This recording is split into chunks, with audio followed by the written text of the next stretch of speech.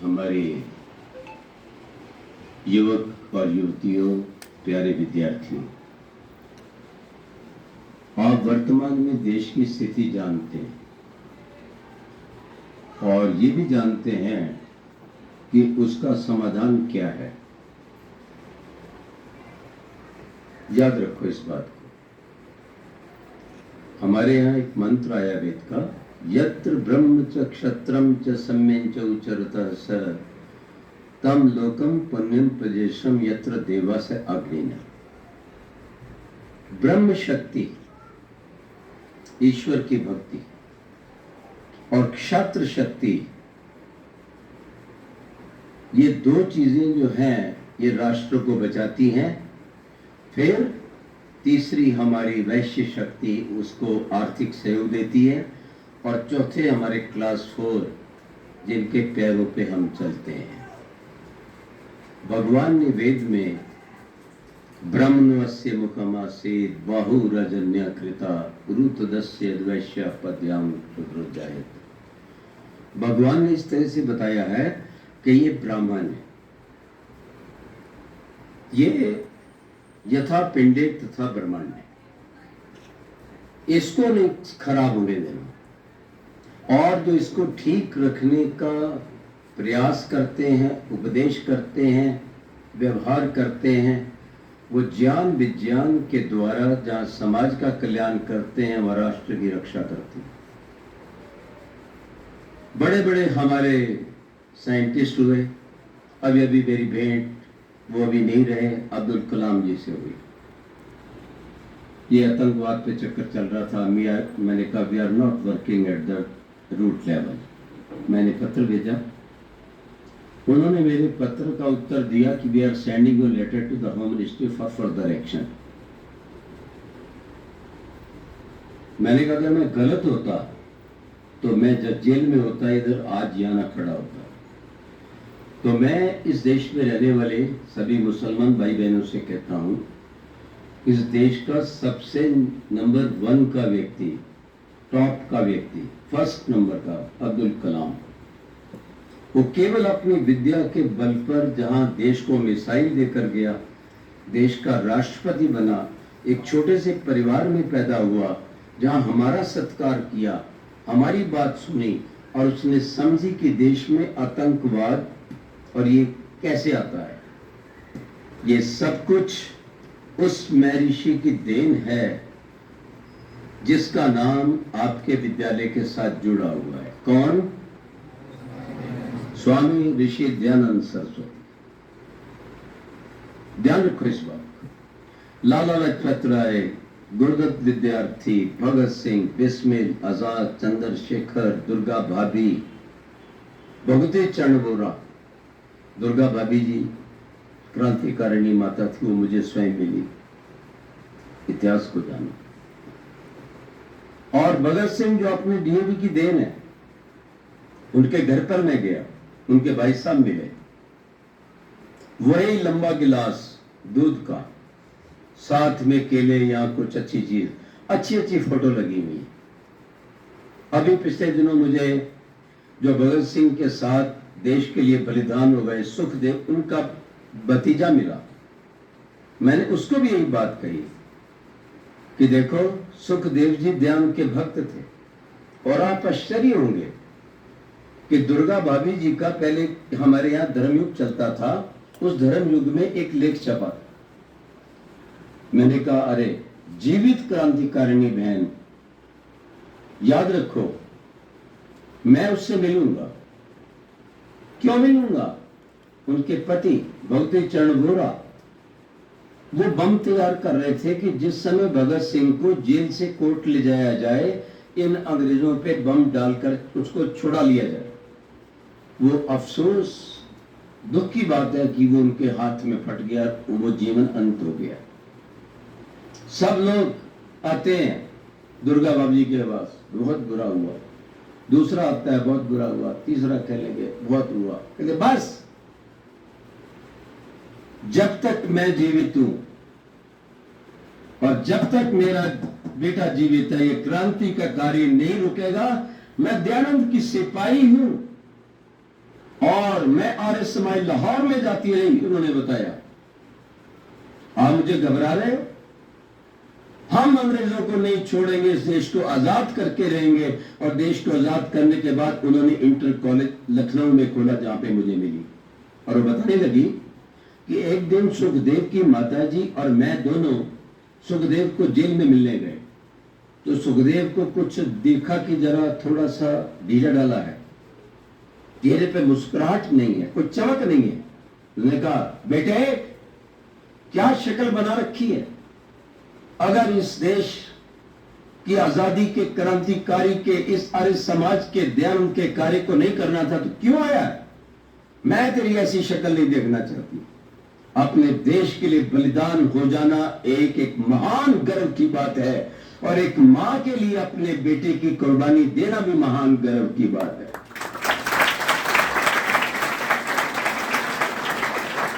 ये वो मां कह सकती है जो अपने बच्चों को सुबह उठाती है 5 बजे। नहीं, सूर्य का पेशाब नहीं सोना, क्योंकि उसके बाद सोने वालों का तेज सूर्य हर लेता है।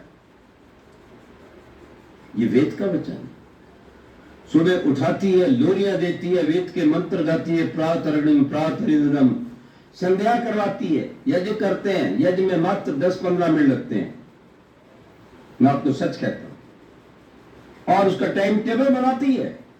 मुझे याद है हमारी माता ने मेरी दिनचर्या का वो समय सारणी, वो टाइम टेबल कब बनाया? जब मैं 4th कक्षा में पढ़ता था।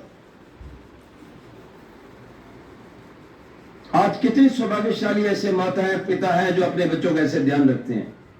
हमारे पिताजी ने कभी चाय कॉफी सवाल नहीं, हाथ भी सेकते थे ना सर्दी में। नहीं, तुम जवान होकर हाथ सेक रहे हो।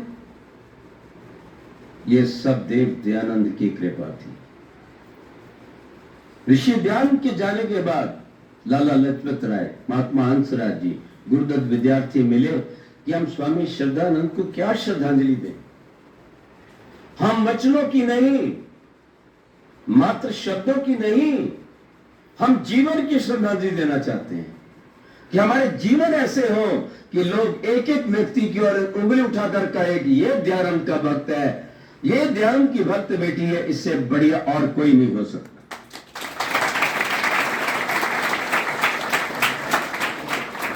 पड़ोस में कहे, अरे जैसे बच्चा वो है डीएवी में पढ़ता है, आर्य संस्कृति ध्यान से जुड़ा हुआ है, अपने बच्चे को कहे ऐसा बन के दिखा दे, ऐसी बेटी बन के दिखा।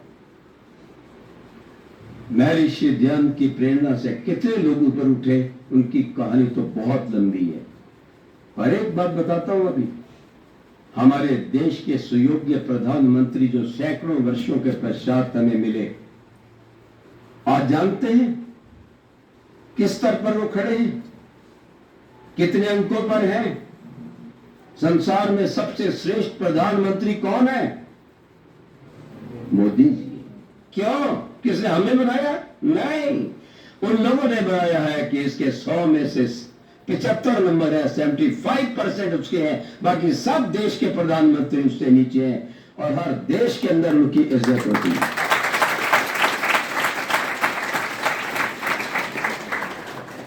और मोदी जी मेरे साथ 1 घंटे बैठते हैं।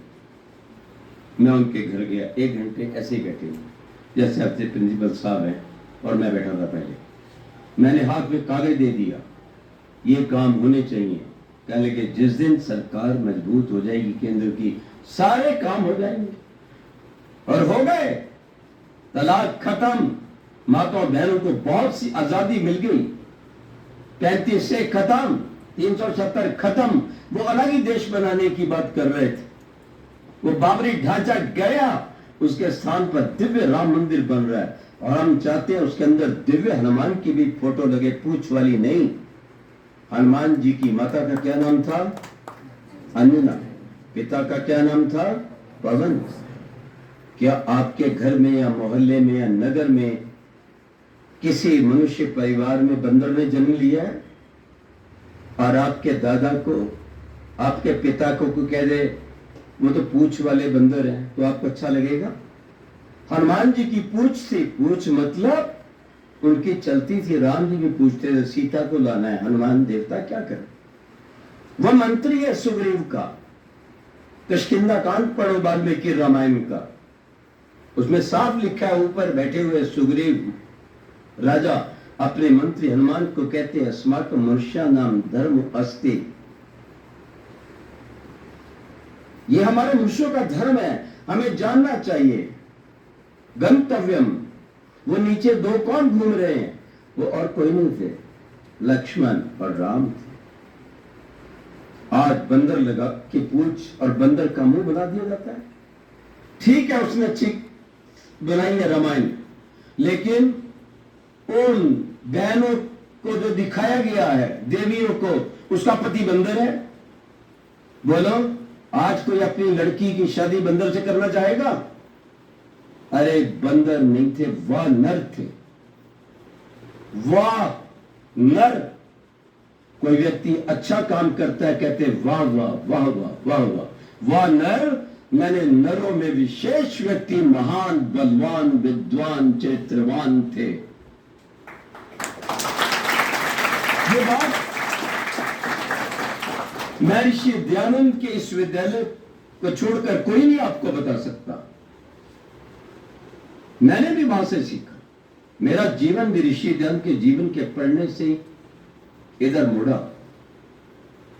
जिस दिन मैं पुस्तक तो बाहर इंजीनियरिंग की रखता था कि घर वाले नाराज ना हो, अंदर जीवन चरित्र ऋषि दयानंद का रखता था। अगर जीवन को बनाना है तो एक बार ऋषि दयानंद का जीवन पढ़ लो। मैं रोज पढ़ता जा रहा था, तो मेरे भाई साहब और पिताजी कहते थे हाँ ये और तैयारी कर रहा है कि बड़े इंजीनियर बनने की, और मैं पढ़ रहा था दयानंद को। और अंतिम समय आता है, उन दुष्टों ने, अली मर्दान खान और अंग्रेजों ने मिलकर के जहर दे दिया दयानंद को, और ऋषि दयानंद चले गए। और मेरे को ऐसा लगा कि दयानंद आज ही गए, मेरे सामने चले गए, क्योंकि मैं जुड़ा हुआ था। जैसे आप कभी कभी पिक्चर देखते हैं, ऐसा सीन आता है तो लगता है कि ओह अभी हो गया, और हमारे जैसे आदमियों के आंसू तक निकल आते हैं। मैंने कहा मैं क्या कर सकता हूं, मैंने पुस्तक बंद की।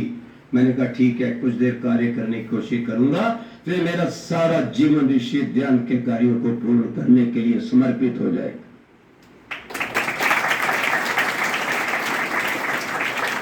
हमारे मिनिस्टर थे उस समय, श्री शेर सिंह जी, ब्रॉडकास्टिंग मिनिस्टर, वो जानते थे। मैं मंत्री भी रहा, छोटी सी आयु में आर्य समाज का, कोई चुनाव नहीं रहा, लोगों ने कहा तुम ही बनोगे। कहाँ नौकरी मिलती थी, अपने आप नौकरी भी मिली, लेकिन जब मैंने देखा कि ये सब बाधा है, मुझे तो काम ऋषि दयानंद का करना, मैंने सब छोड़ दिया। और कुछ दिनों तक मैं बाहर रहा इन्हीं व्यक्तियों के साथ, पर वहां भी देखा कि ये काम नहीं कर सकते। मैंने कहा बिना वेद के पढ़े ये काम नहीं होगा। मैं सीधा गुरुकुल आ गया और अपना ध्यान उधर दिया, और कहीं बाहर नहीं गया। ये सब ध्यान की कृपा थी, घर वालों से नहीं मिला, किसी से नहीं मिला कि मुझे कुछ नहीं चाहिए। मैं भिक्षा मांग के खा सकता हूं, लेकिन अपना दिया हुआ वचन तोड़ नहीं सकता। मैं अपना जीवन दयानंद को दे चुका हूं।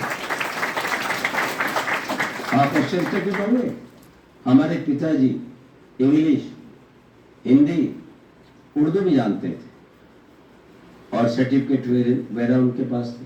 कोई भी कहीं पे पोस्ट निकलती, फटाफट फटाफट टाइप करके भेज देते, वहां से आ जाती कॉल,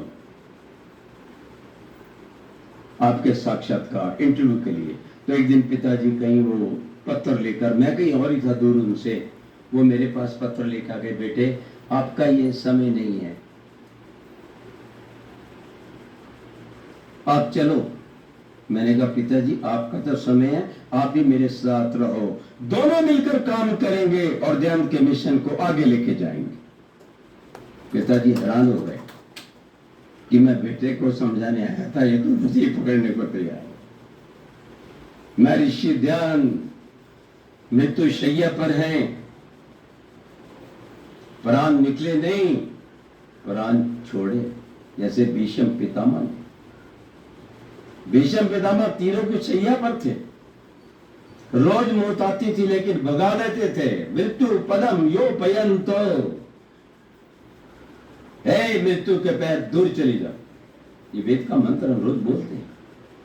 नहीं, मेरा समय भी नहीं आया, यह सूर्य जब दक्षिणायन से उत्तरायण की आएगा तब मैं अपना शरीर त्यागूंगा। याद रखना इस बात। इसलिए तीरों की शैया पर लेटे हुए हैं और पैर मारते मृत्यु को चली जाओ कहां से आई हो, और अपनी इच्छा के अनुसार ओम का उच्चारण करते हुए, ओंकार को याद करते हुए अपना जीवन दे देते हैं। और ये जब जहर दिया गया तो उस समय स्वामी जी ने कहा सभी हॉल से बाहर चले जाओ।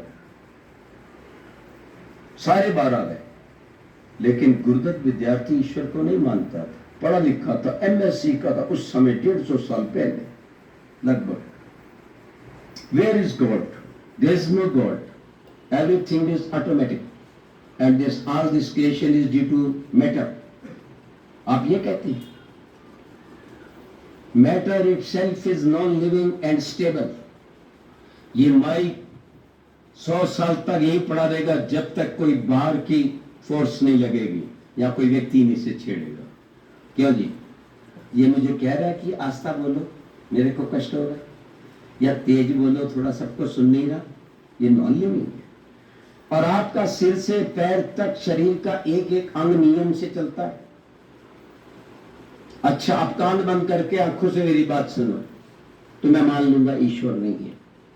सुन सकते हो? क्यों जी? मैं आपके नाक के सामने वस्तु नहीं लाऊंगा, मैं आपके कान के सामने लाऊंगा। बताना कैसी गंध है? आप नहीं बता सकते। तो ये नियम किसने बनाए?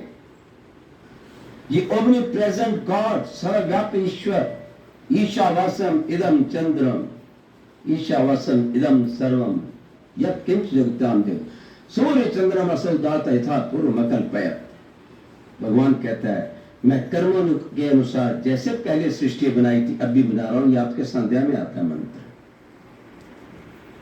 अपने आप नहीं बना है, भगवान ने बनाया, और जिसने जो कर्म किया उसका फल दे दिया है। लेकिन भाग्यवाद का कोई स्थान नहीं है दयानंद के पास या वेद के पास। जो कुछ आपने पहली कक्षा में किया था, पिछले जन्म में किया था, सारा फल मिल गया। अच्छा, एक बच्चा 9वीं से 10वीं में आया तो 10वीं में जब आया तो पूरा फल मिल गया कि नहीं 9वीं का? बोलो, मिल गया ना? फिर भाग्यवत को क्या रोना? और अगर वो मान लो कंपार्टमेंट में आता है, खूब मेहनत करता है, 10वीं में आ जाता है और 10वीं में फर्स्ट आने वाला व्यक्ति पढ़ता लिखता नहीं, अरे मैं तो पास हो जाता हूं, वो फेल हो जाता है, कंपार्टमेंट वाला फर्स्ट डिवीजन में आ जाता है। किसके कारण? भाग्य या पुरुषार्थ? इसलिए परिश्रमेण सिद्ध्यन्ति कार्याणि न मनोरथैः। पुरुषार्थ करो, ऋषि जन कहता है, वेद कहता है, और हर कर्म का फल आपको मिलेगा। ये ध्यान नंद बताता है। तो गुरुदत्त विद्यार्थी देख रहा है ईश्वर है या नहीं। इसके रोम रोम से जो कांच डालकर भयंकर विष दिया गया है, ऋषि ध्यान के रोम रोम से निकल रहा है। और गुरुदत्त विद्यार्थी एमएससी स्कॉलर वो देख रहा है। अब देखिए क्या होता है। थोड़ी देर में ऋषि ध्यान उठते हैं, वेद मंत्रों का उच्चारण करते हैं, प्रभु तेरी इच्छा पूर्ण, जैसा ठीक है। और प्रसन्नता से बोले अब ये शरीर योग्य नहीं रहा इस आत्मा के, अब मैं इस शरीर को छोड़ता हूं, आत्मा को मुक्त करता हूं। मौत आई नहीं थी, मौत को पैर से भगाया था और अपनी इच्छा से अपना जीवन बलिदान किया था। वो मृत्यु को प्राप्त नहीं हुए, निर्वाण नहीं हुए, उसे जहर देकर मारा गया। जब दूसरों के द्वारा मारा जाता है उसे कहते हैं बलिदान। कृष्ण ने बलिदान दिया। एक छोटी सी घटना देख, मूर्ति चूहे पे, चूहा मूर्ति पे चढ़ जाता है। सारे पिताजी माताजी ने पहले कहते इसको मत लेके जाओ, लेकिन पिताजी कहने लगे जरूर लेके जाएंगे। वो मंदिर मैंने देखा हुआ, मैं टंकारा में जाता हूँ, जब भी गुजरात जाता हूँ वर्ष में एक बार जरूर जाता हूँ, वहां बोल के आता हूँ। तो सारे सो गए, पिताजी भी सो गए, तो देखा मूल शंकर ने क्या देखा, अरे चूहा चढ़ रहा है, वो प्रसाद खा रहा है। तो उसने कहा पिताजी ये देखो क्या हो रहा है। आप तो कहते हो बहुत बड़ी शक्ति है, हमारा कल्याण करता है। आज शिवरात्रि है, ये तो अपनी रक्षा नहीं कर पा रहा तो हमारी क्या करेगा? क्यों? अगर पिता की इच्छा होती तो एक थप्पड़ मारते, चुप करके बैठ जाए, फालतू मत बोल। कह सकते थे नहीं, पिता बिल्कुल चुप। क्यों? कि मूल शंकर जी ने ऐसी बात कह दी जिसका उत्तर उनके पिता के पास नहीं था कि ये ठीक कहता है पर क्या करूं, मैं इस पकड़ने में फंसा हुआ हूं। और दो व्यक्तियों को साथ भेज के कहते हैं कि बेटे को घर ले जाओ। थी रात अंधेरी भाई, आकर के आवाज लगाई, दरवाजा खोलो माई की शिवजी मिला नहीं। गाना है, मां को पहले पता था। उस दरवाजा खोला, तोड़ दिया व्रत, खा लिया। मुझे सच्चा शिव चाहिए। इस संसार का निर्माण, सूर्य का निर्माण, चंद्र का निर्माण, हमारा निर्माण करने वाला चाहिए। वो शिवजी महाराज जो कैलाश से लेकर काशी तक राज्य करते थे, वो तो हमसे कभी के जा चुके हैं। लेकिन वो शिव जिसकी हम पूजा करते आर्य लोग, जो दयानंद बताता है, वो शिव ना मरता है ना पैदा होता है। शिवजी महाराज का नाम तो वेद मंत्रों में आया ना, ओम नमः शिवाय, जो रोज हम बोलते हैं संध्या के मंत्रों में, वहां से लिया गया ये नाम।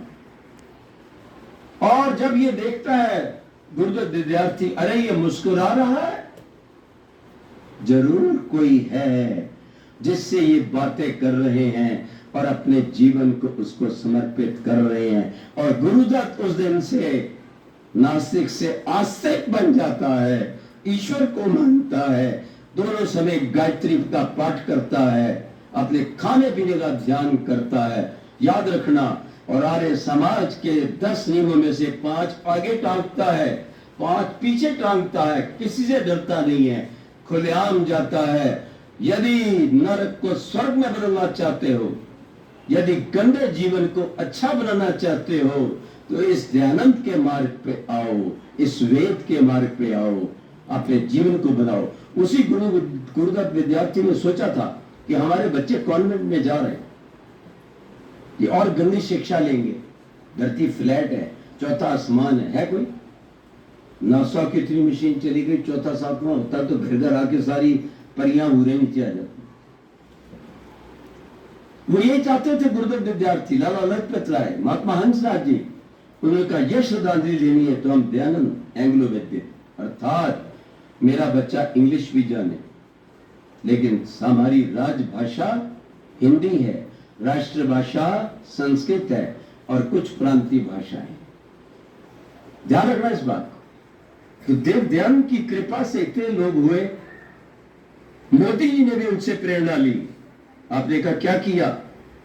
दयानंद के सबसे ज्ञानवान शिष्य, धनवान शिष्य, आपने नाम नहीं सुना होगा, जिसने इंग्लैंड में जाकर इंडिया हाउस की स्थापना की थी, बोलो क्या नाम था? श्याम जी कृष्ण वर्मा। स्वामी जी पत्र लिखते हैं, श्याम जी कृष्ण वर्मा, प्रियवर, आपको मेरा आशीर्वाद। इंग्लैंड की पार्लियामेंट में भारत की आजादी की आवाज आप उठाना। ये थे दयानंद और उनके शिष्य। वीर सावरकर जैसा। मदनलाल ढींगरा इंजीनियर बनने गया है और बैठता है तो गोरे आ जाते हैं, no you can not sit on this side, go to that side, you Indians not allowed. झगड़ा हो गया उसका, इंडिया हाउस में आ गया। और करजन वायली उनके पिता के मित्र थे। पिताजी कहते हैं कुछ समस्या है तो करजन वायली को बोलना, आप सब ठीक ठाक रहोगे। तो ये जाके हाथ मिलाता है कि हमारे पिताजी कहते थे आपसे मिलना, मैं आपसे मिलने आया हूं, और बाएं हाथ से रिवॉल्वर निकाल के गोलियां मार के करजन वायली को भूल मानता है। जो भारत माता का अपमान करता है, जो भारतीयों का अपमान करता है, उसको समाप्त कर देता है। ये थे दयानंद एंग्लो वैदिक। ये कहानी शायद आपने सुनी। वीर सावरकर को पकड़ लिया जाता है, वीर सावरकर विरोध करते हैं सभा के अंदर और उसको पकड़ लेते हैं अंग्रेज, लेके जा रहे हैं। वो जहाज में से कहता है मेरे को थोड़ा लघु शंका, स्नानागार, बाथरूम जाना है, वॉशरूम जाना है। वो कहता है जाओ, कैदी था ना, लेकिन जाने से तो रोक नहीं सकता था ना, शौच आया, पेशाब आया।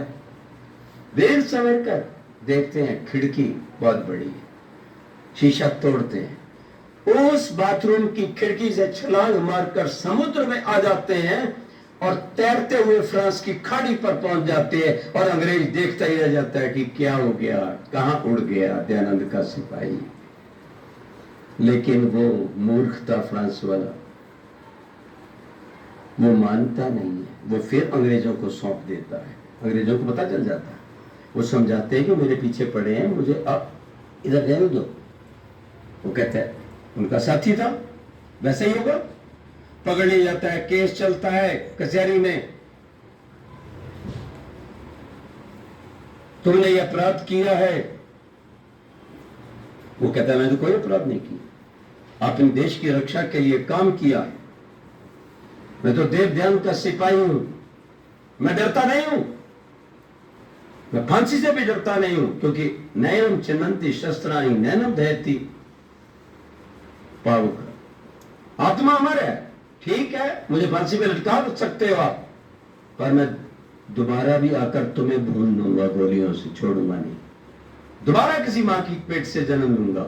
और बहुत से क्रांतिकारियों, ध्यान के क्रांतिकारी ने, एक ने ये कहा मैं जेल नहीं जाना चाहता, उम्र कैद, मेरा जीवन समाप्त हो जाएगा, मुझे भी फांसी दो। बोले किस लिए? तो इसलिए कि मुझे अपना देश प्यारा है, मुझे हटाना है तुम्हें यहां से। तो बोले तुम अगले जन्म में लड़का नहीं बनकर लड़की बन गया तो क्या करेगा? ओ बालक क्या करेगा? वो कहता है अगर मैं लड़का नहीं बना तो लड़की बनूंगा, मां बनूंगा, और तुम्हारी छाती पे मूंग दलने के लिए, भारत को आजाद करने के लिए 10 बच्चे पैदा करूंगा। ये थे दयानंद के सिपाही। वीर सावरकर के ऊपर मुकदमा चलता है और क्या कहता है जज, क्या कहता है? तुम्हें 2 उम्र की कैद है। एक की तो सुनी होगी ना, 2 उम्र की। बोले तुम 2 उम्र की कैद समझते हो कि तब तक भारत आजाद नहीं होगा? भारत तो बहुत पहले आजाद हो जाएगा, लेकिन कम से कम 2 उम्र की बात कह करके तुमने वैदिक धर्म को स्वीकार कर लिया। अरे अंग्रेजों, तुम तो पुनर्जन्म नहीं मानते, आज तुमने दयानंद और वेद का पुनर्जन्म मान लिया कि 2 जन्म होते हैं। और मुझे बच्चों उस काल कोठरी में जाने का सौभाग्य मिला, अंडमान निकोबार में। आपको भी जब छुट्टी हो, दुबई वबई इधर फालतू जगह मत बर्बाद करना अपना समय। ये कचरा खाकर बाजार का, ये अंडे मांस मछली खाकर, क्या देवी देवता खाते थे? क्या गुरु नानक जी खाते थे? भाई जरूरत लगे कपड़े दे जामा हुई पलीत, सोरत पीवे मानसा तिनकुर मिले चीत, पवित्र जान के चौका लाया, जिस चौके च रिद्धा मास धर्म कर्म का हो गया नाश। दिमाग खराब है लोगों का। नानक जी के पीछे नहीं चलते, उसने ओम का नाम लिया, उसने कहा सुनिए योग युगत तनपेद, सुनिए शास्त्र सिमरत वेद, नानक पड़ता सदा विकास दुख, सुनिए दुख प्राप्त का नाश। बाबा नानक जी भी गुरु ऋषि ध्यान की बात कर रहे हैं कि योग पर चलो, वेद के अनुसार अपना जीवन बनाओ, ईश्वर के आनंद को लो, समाज की सेवा करो, राष्ट्र के लिए बलिदान हो जाओ। तित गी होम जग पूजा सार कार्य सोए। कहते सबसे सोना काम, सबसे सोल काम कौन सा है? हवन करना। भगवान हवन करने को प्यार करता है, याद रखना इस बात को। तो मोदी जी ने श्यामजी कृष्ण वर्मा का इंग्लैंड हाउस जो का त्यों आप जरूर देखिए, मांडवी में समुद्र के तट पे वो भवन खड़ा कर दिया। मुझे 2 बार जाने का अवसर मिला। ये स्वामी दयानंद की बहुत बड़ी कार्य था। उन्होंने अपने श्रद्धांजलि दी श्यामजी की बड़वाह को, और वो ऋषि ध्यान के पाले हुए सिपाही थे, वो डरे नहीं किसी से। अभी मैं मोदी द्वारा स्थापित जब वो स्टैच्यू ऑफ यूनिटी देखने गया तो क्या किया मोदी जी ने, सबसे नीचे बहुत बड़ी शिला पर स्वर्णिम अक्षरों में लिखा हुआ है, देश के सभी क्रांतिक वीरों को, सरदार पटेल आदि को जो भी क्रांति की अंग्रेजों को देश से भगाने की प्रेरणा मिली वो देव दयानंद से मिली, वो लिखा हुआ वहां पर। तो मैं वहां गया ऑफिस में, कार्यालय में, मैंने उनका वो शिकायत पुस्तक ली, मैंने कहा देखो ये वाक्य यहाँ पर हाईलाइट करो और देव दयानंद का चित्र लगाओ। अगर सरदार पटेल इतना ऊंचा है तो उसके पीछे देव दयानंद खड़ा है जिसने उसको ये प्रेरणा दी थी।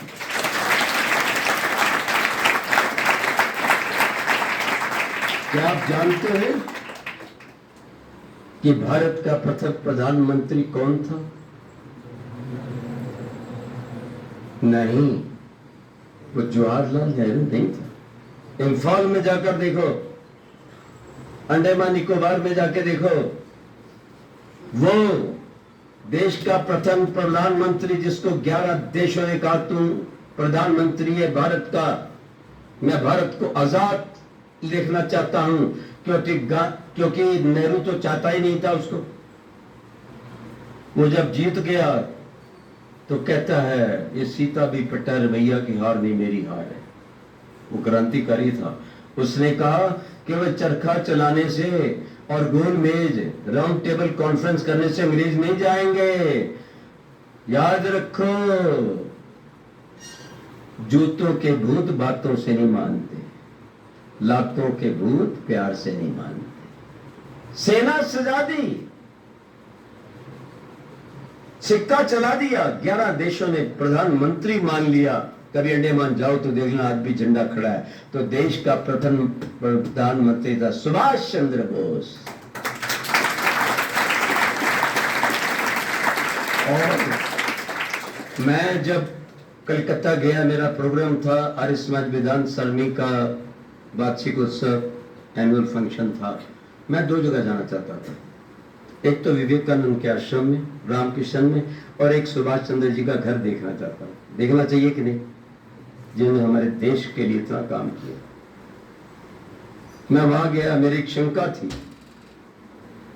कहीं मैंने पढ़ा था विवेकानंद जी मांस खाते, मैंने कहा ऐसे कैसे हो सकता है, चलो मैं वहां जाता हूं। मैं बेलूर मठ गया, मैं बैठा रहा, महाराज जी आए और मैं बैठा रहा, मैं खड़ा हो गया, नमस्ते जी।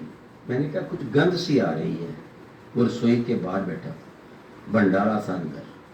कहता गंध नहीं सुगंध आ रही है, अंदर महाप्रसाद बन रहा है। महाप्रसाद मतलब मांस बन रहा है। मैंने कहा क्या विवेकानंद जी मांस खाते थे? हाँ, क्यों नहीं, जाके पढ़ लो अंदर लाइब्रेरी में। ये बात मैं जानना चाहता था। सुभाष चंद्र बोस के आ गया, नीचे कार खड़ी है, ऊपर कमरा देखा, वहां पर गीता है, उनकी खड़ाऊ है, धार्मिक पुस्तकें, वेद भी शायद वही होंगे, जो अंग्रेजों की आंखों में धूल झोंक कर चला जाता है और भारत को आजादी के लिए सेना बनाता है। तुम मुझे खून दो, मैं तुम्हें आजादी दूंगा। और उसको दिल्ली में बैठा हुआ क्या नाम दो, पप्पू का नाना या दादा, मरवा देता है। वो रूस चला जाता है। उसका विमान दुर्घटना में मृत्यु नहीं हुई थी, ये तो अंग्रेजों की आंखों में धूल झोंकने के लिए एक कार्यक्रम था। लेकिन उसके बाद भी नेहरू पीछे पड़ा रहता है। और उसकी होनहार पत्नी, उसकी फोटो मेरे पास है, वहीं की, यहां से यहां तक ढकी हुई है साड़ी के अंदर। वो आना चाहती है भारत, लेकिन ये सरकार कांग्रेस की उसको आने का वीजा नहीं देती है। वो वही अपनी कलर की नौकरी कर कर सुभाष चंद्र जी की बेटी को पालती और तैयार करती। वीरों से साथ ऐसा काम होना चाहिए। सरदार पटेल जी कहते हैं रामलीला मैदान 1948 में आर्य समाज की ओर से बहुत बड़ा कार्यक्रम था महर्षि दयानंद के बलिदान दिवस पर। वो कहते हैं अगर देश और देश के नेता ऋषि दयानंद की बातों को मानते और उस पर चलते तो ना भारत बढ़ता और ना ही कश्मीर की समस्या होती। ध्यान रखो, एक छोटी सी घटना को देखकर इतना बड़ा परिवर्तन। लेकिन ये सब क्यों? क्योंकि उनके अंदर वैदिक भावना है, प्रातःकाल उठना है, ईश्वर का धन्यवाद करना है। अच्छे ग्रंथों को पढ़ना है, अच्छे व्यक्तियों के पीछे जाना है। याद रखो, अपने गुरु की आज्ञा को मानना है। गुरु के पास गए, विद्यानंद के पास गए, किवाड़ खटखटाया, कौन हो? बोलो मैं दयानंद हूं। किवाड़ खुला, ये क्या है तुम्हारे हाथ में? ये कौन सी पुस्तक है? जाओ सब यमुना में भाग के आओ, फिर मेरे पास आओ। पहले अपने कचरे को साफ करो और फिर मेरे पास आओ। ये सब बेकार है, वेद विरुद्ध पुस्तकें हैं। आपको भी यही चाहिए कि जो अच्छी विद्या यहां पर दी जाती है, उल्टी विद्या बाहर की बिल्कुल नहीं लेनी है। याद रखो। और गुरु विद्यानंद की आंखें नहीं थी, लेकिन माइंड रीडिंग की उनके पास इंटेलेक्ट थी, जो आज बच्चों को सिखाते हैं ना, आंख बंद करके। देखा ना आपने, पढ़ देते हैं। गुरु विद्यानंद उनका शिष्य लेके जा रहा है एक विद्वान को मिलाने के लिए। कहता स्वामी जी नाली आ गई। अच्छा बेटे पार कर ली। जब वापसी पे आया वो कहता स्वामी जी नाली आ गई। स्वामी जी दो बार, बस चुप रहे, तो मेरे को पता लग गया एक से इधर एक से इधर 2 बार कर रहे थे। याद रखो। और उन्होंने श्री राम को तैयार किया, वो उनके गुरु थे। तो हम श्री राम का आदर करें। उन्होंने जो पुस्तकें लिखी उनके अनुसार चलें, प्रातःकाल उठें, दोनों समय व्यायाम करें, योगाभ्यास बने, एक अच्छे विद्यार्थी ब्रह्मचारी बने, ब्रह्म शक्ति को कायम रखें। याद रखो, शरीर के अंदर लाल खून और सफेद खून है, लेकिन सफेद खून लाल खून से 1000 गुना अधिक शक्तिशाली है। आज जब मैं टीवी देखता हूं, इम्यूनिटी बढ़ाओ, इम्यूनिटी बढ़ाओ, मैं कहा कौन सा इंजेक्शन लगाओ मूर्खो। सबसे बड़ी इम्यूनिटी अगर जीवन की है तो वो ब्रह्मचर्य का पालन है, वो अपने रज वीर्य की, स्टेमिना की रक्षा है। अभी आपको उदाहरण दिया गया कि हमारे एक नौजवान ने 10 घंटे में 30,000 दंड मार दिए। अरे सैंडो ऋषिदान का भक्त था, सॉरी राममूर्ति। सैंडो के साथ लड़ाई थी इंग्लैंड में, बुलाया गया। सैंडो कहता है ऐसा है, पहले ट्राई करेंगे, 2 मुक्के तू मार, 2 मुक्के मैं मारता हूं।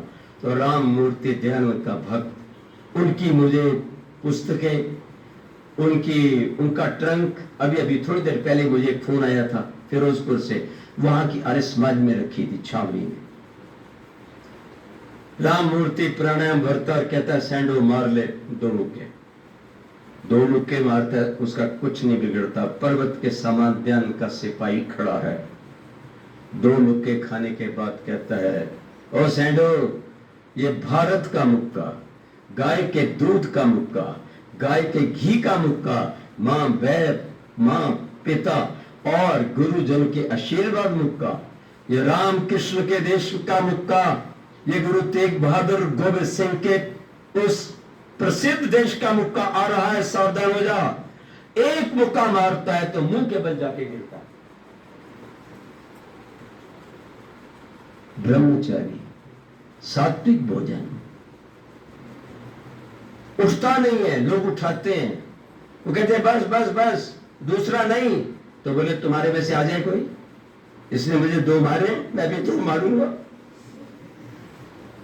सब उसको पकड़ लेते हैं, कहेंगे ठीक, मैं देवदयान का सिपाही हूं, मैं भारतवासी हूं, गौ माता का भक्त हूं, शाकाहारी हूं। ये भारतीय पहलवान का मुक्का सदा के लिए इंग्लैंड के ऊपर एक कर्जा बन करके रहेगा। इसलिए आपको इन बातों का ध्यान रखना है। एक अकेले व्यक्ति से देश नहीं बनता। एक मोदी जी मिल गए। मोदी जी विशुद्ध शाकाहारी, रात को खिचड़ी खाते हैं, बाहर जाते तो विमान में सोते हैं, दिन में काम करते हैं। दिन में सोना नहीं है, रात को जल्दी खाना है। ये देव ध्यान का आदेश। सुबह जल्दी उठना सूर्य से पहले, रात को बहुत जल्दी खाना, रात को दूध नहीं पीना। दूध पीना है तो 5-1 बजे पियो, 10 बजे सो जाओ, सुबह सुबह उठ जाओ। ये ऋषिदान ने सब कुछ अपने ग्रंथों में लिखा है, उसको आप पढ़ो, ऋषिदान का जीवन पढ़ो। उनके जीवन की प्रेरणा से मेरा जीवन बना कि मैंने याद रख करके सभी को मोड़ दिया। ऐसे गत्ता नहीं फटता था और एक पीतल की प्लेट को फाड़ के रख दिया। याद रखो, एक रस्सी में टूटती थी, छाती पे रस्सी बांधी, प्राणायाम किया, एक झटका मारा, जंजीर के दो टुकड़े हो गए। अगर आप शक्ति, सुंदरता, अच्छी बुद्धि चाहते हो और भारत माँ के सच्चे पुत्र, तो आज ये प्रतिज्ञा करके जाओ, हम शाकाहारी रहेंगे, हम ध्यान से पढ़ेंगे, एक बार समाचार सुनेंगे, महापुरुषों के जीवनों को रखेंगे, फालतू चीजें अपने फोन पर नहीं देखेंगे, समय को बर्बाद नहीं करेंगे, क्योंकि ये भारत माता का अन्न जल खाया है। अगर भारत माता का अन्न जल खाकर जिसने देवता दिए हैं, जिसने ज्ञान और विज्ञान विश्व को दिया है, अगर आप ध्यान नहीं रखेंगे तो भारत माता कैसे बचेगी? तो एक एक मेरी बेटी लक्ष्मीबाई बनेगी, सुशीला दीदी बनेगी, वो दयानंद की शिष्या आर्य कन्या विद्यालय जालंधर की थी। सुभाष चंद्र बोस जी अंग्रेजों की आंखों में धूल झोंक कर जब कलकत्ता आए तो उस बहन ने अपना अंगूठा काटा, सुशीला संभवतः उनका नाम था, और खून निकलते हुए का टीका लगा दिया भगत सिंह पे और कहा, मैं आपकी बहन हूं, खून का टीका लगा रही हूं, जीवन की अंतिम बूंद तक, अंतिम सांस तक देश की आजादी के लिए लड़ते रहना और कभी समझौता नहीं करना और कभी गुलाम बन के नहीं रहना। और भगत सिंह ने वही काम करके दिखा दिया। ये भगत सिंह, बिस्मिल, चंद्रशेखर आजाद, रोशनी सिंह ग्लेरी, कितने नाम गिनाऊं, अशफाकुल्ला खां, ये क्यों बलिदान हो गए? सत्याग्रह प्रकाश के अंतिम पृष्ठों पर लिखा है, जहां स्वमंतव्य मंतव्य प्रकाश। आज तक कोई नहीं बोलता मैं ये मानता हूं, ये नहीं मानता, सबको डर लगता है चेला चपटी चले जाएंगे। साफ ध्यान लिखता है, मैं इन बातों को मानता हूं, इनको नहीं मानता। वहां लिखते हैं, क्या लिखते हैं? सच्चा मनुष्य वही है जो अपना जीवन भला ही समाप्त हो जाए, लेकिन इस धरती के ऊपर इस राक्षस को, गौ हत्यारे को, मां बहन की इज्जत लूटने वाले को बिल्कुल नहीं छोड़े, उनका बीज नष्ट कर दे, भला ही उसका अपना अंत हो जाए। इस बात को ध्यान में रखते हुए इतने लोग बलिदान हो गए। आप ये बातें यहां पर दिए हुए सुन रहे हैं, मैं भी उसका विद्यार्थी रहा हूं, भगत सिंह उसके विद्यार्थी रहे और न जाने कितने और लोग रहे।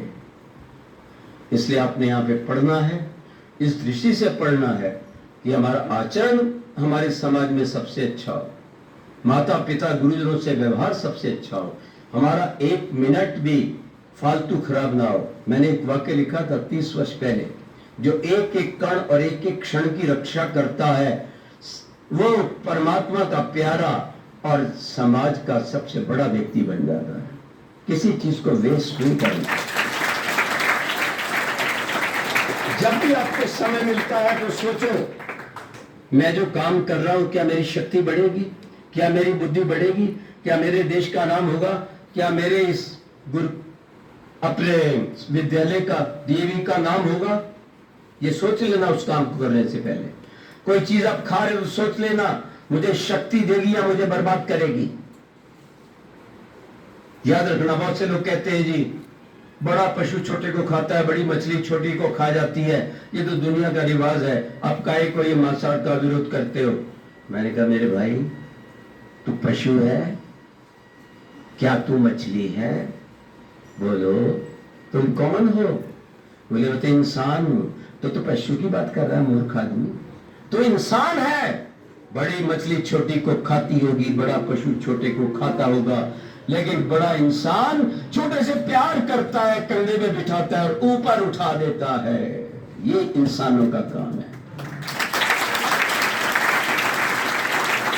इसलिए बुरा नहीं होना। ये मैं जो कर्तव्य दिखाता रहा ब्रह्मचर्य के बल पर, यहां सरिया रख के मोड़ दिया। आप मुझे फांसी टांग दो तो मैं मरूंगा नहीं। यहां का एक बाबा था, बड़ा पखंडी था, इतना बड़ा पोस्टर छाप रखा था। मैंने कहा मैंने पकड़ना नहीं, वो हवा में से निकालता। मैं कहा चलो खिला दो, चलो। मिलने गए, मैंने उसकी कमीज की और ध्यान किया, उसका चेहरा देखा ही नहीं। थोड़ी बार कहते हैं जी आज मूड नहीं, मैं कहते हैं बाप का भी मूड नहीं हो सकता। थोड़ी देर बाद, ये एक लंबी कहानी है, मैंने लिखी हुई है। थोड़ी देर बाद एक माता आती है, नींबू पानी ले लो। अच्छा, वो नींबू पानी ऐसे रखना चाहिए था कि मेरे सामने, क्या तरीका था रखने का कि सामने रखती, उसने इधर रखा। मैंने कहा अगर इसका नहीं लेता कि ये कैसा व्यक्ति है, और देखता हूं तो ये बदमाश बैठा है। जैसे ही मैंने उसका नींबू पानी पकड़ा, कहता ये लो प्रसाद। मैं कहा मैं नहीं मानता। ढोंग कर रहा है नालायक आदमी, लोगों को गुमराह कर रहा है। भगवान हमारे अंदर है, भगवान हमारे अंदर है, और मात्र गायत्री का अर्थपूर्वक जप अगर आप करते हैं तो वो बल, बुद्धि, शक्ति और अपना दर्शन भी देता है, लेकिन पवित्र व्यक्तियों को देता है। तो ईश्वर कृपा से आप देव दयानंद के सच्चे सिपाही बने और इस देश को पुनः दुनिया का सबसे बड़ा यानी देश बनाए, दुनिया का राज्य जो युधिष्ठिर का राज्य था, केवल भारत में नहीं था।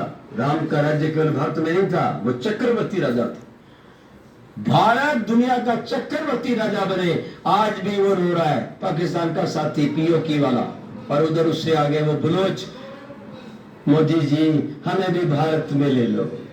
आपने इतने अच्छे officer, engineer, IPS, IAS officer बनना है कि दुनिया के लोग कहें कि हमें भी ले लो, अपना राज स्थापित कर दो। आप ध्यान के सिपाही हो। ऐसा करेंगे तो पूरी धरती पर स्वर्ग उतर आएगा, क्योंकि ऊपर कोई नरक और स्वर्ग नहीं है, प्रभु का आशीर्वाद। माननीय प्रिंसिपल साहब का, अपने अध्यापकों का बहुत धन्यवाद करता हूं कि आपने समय दिया, और बच्चों का भी बहुत आशीर्वाद देता हूं, धन्यवाद करता हूं। आपने बातें सुनी, आपको अच्छी लगी, ये मुझे अनुभव हुआ, और आप इस मार्ग पर चलेंगे। बस एक बार मुझे अपनी दक्षिणा दे दो। जिनको मेरी बातें पसंद है और चलना चाहते हैं, जरा एक बार हाथ खड़ा कर दो तो मैं समझ लूंगा कि मेरा आज बोलना सफल हो गया। बहुत बहुत धन्यवाद। ओम शांति शांति शांति।